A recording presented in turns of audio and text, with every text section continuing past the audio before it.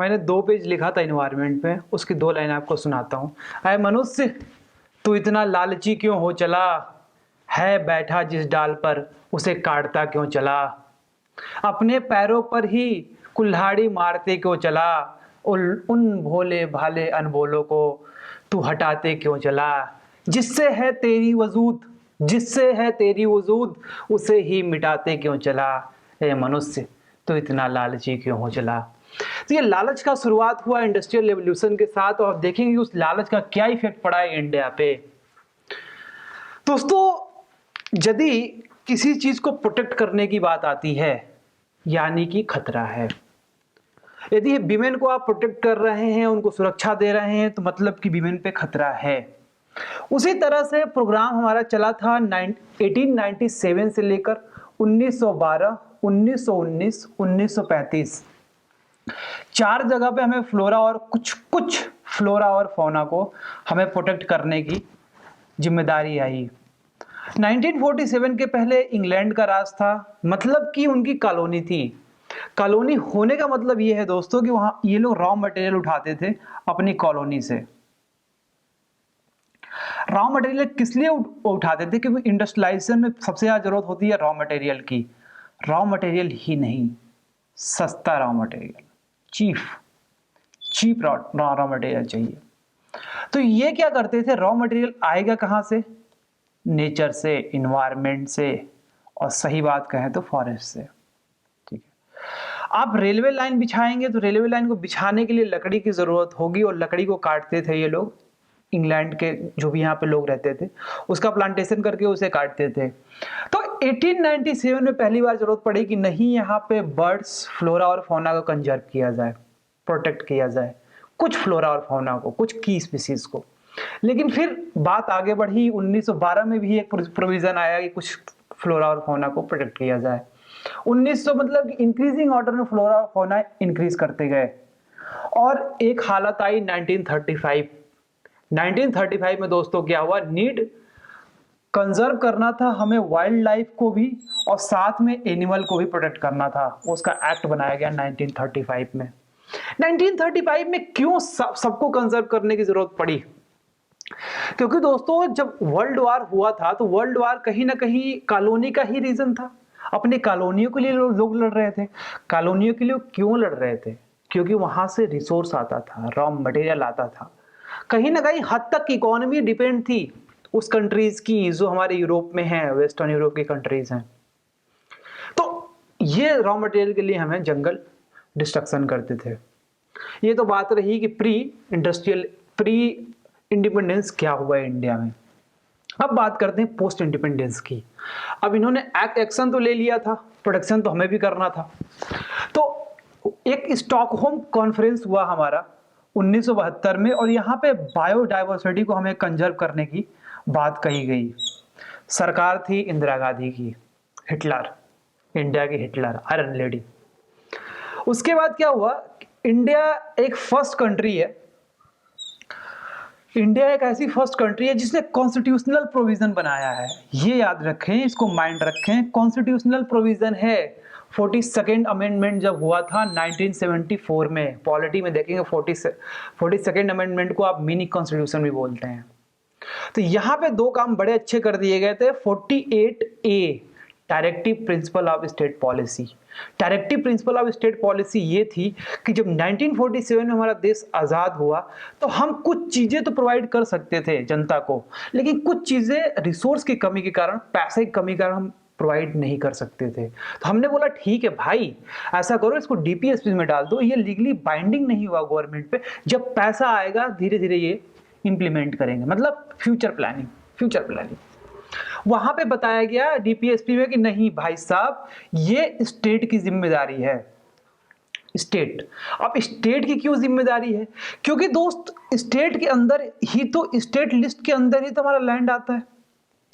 जब हमारा स्टेट के अंदर लैंड आता तो लैंड के ऊपर ही तो फॉरेस्ट होता, वाइल्ड लाइफ होते हैं, तो कौन प्रोटेक्ट करेगा? स्टेट करेंगे, यूपी, बिहार, एमपी, छत्तीसगढ़, राजस्थान।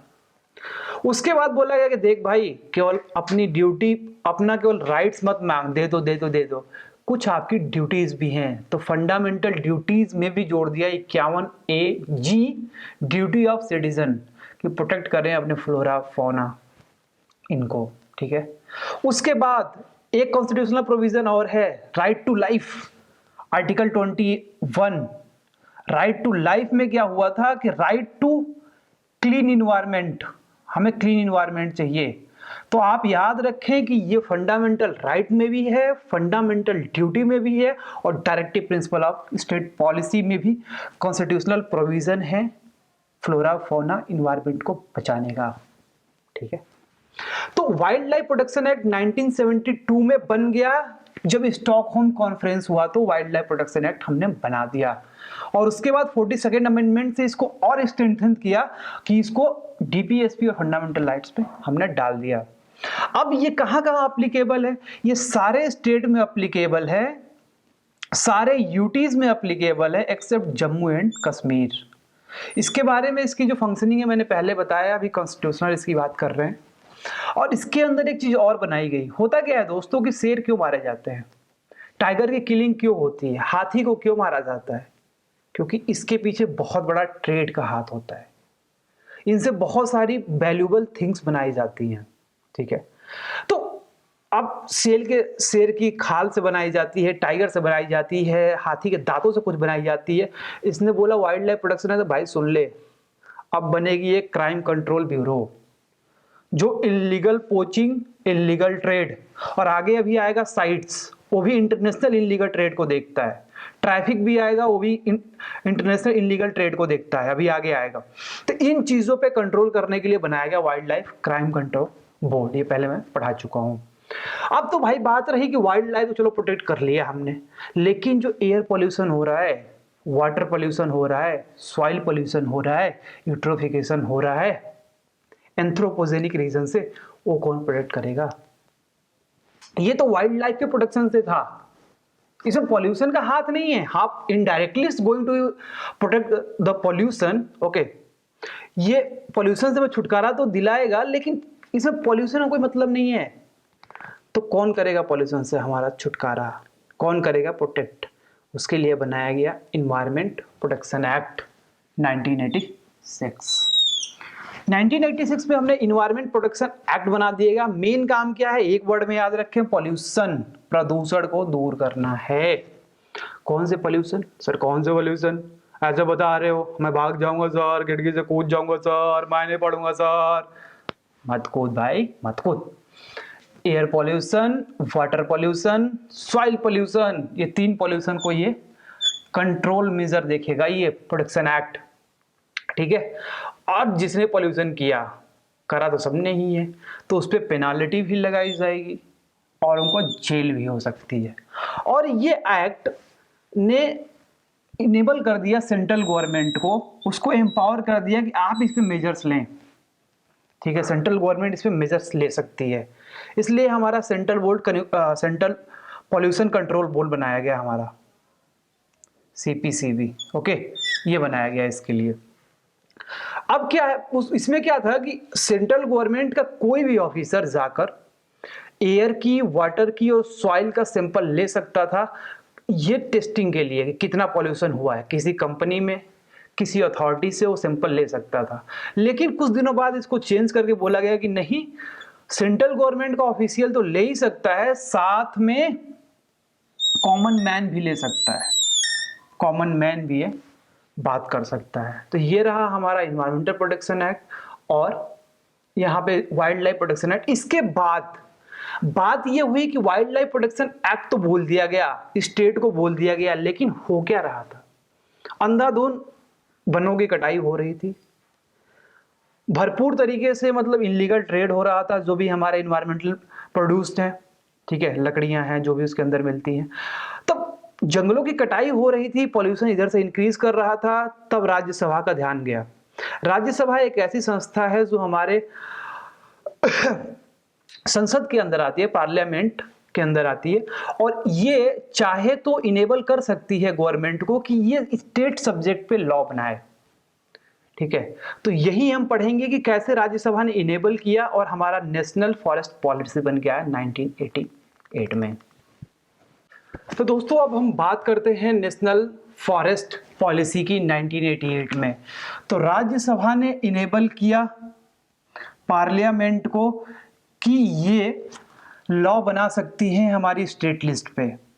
जरूरत क्यों पड़ी?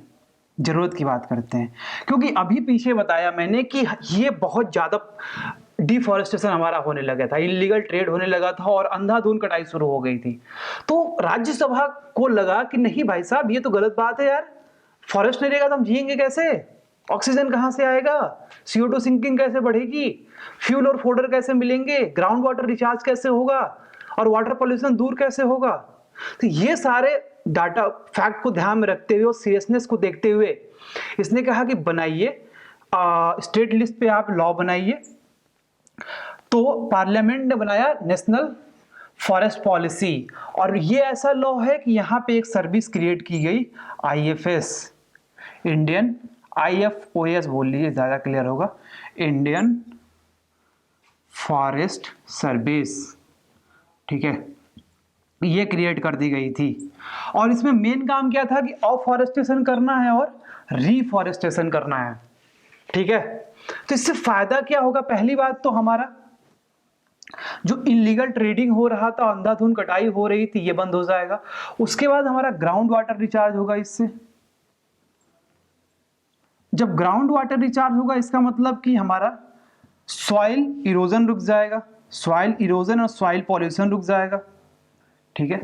ग्राउंड वाटर पॉल्यूशन भी दूर होगा, क्योंकि जो हमारे ट्रीज होते हैं इसके जो रूट्स होता है ये न्यूट्रिएंट को डिस्चार्ज कर दे, मतलब न्यूट्रिएंट को कैप्चर कर लेते हैं, और वाटर क्या हो जाएगा फिर? पॉल्यूशन फ्री हो जाएगा।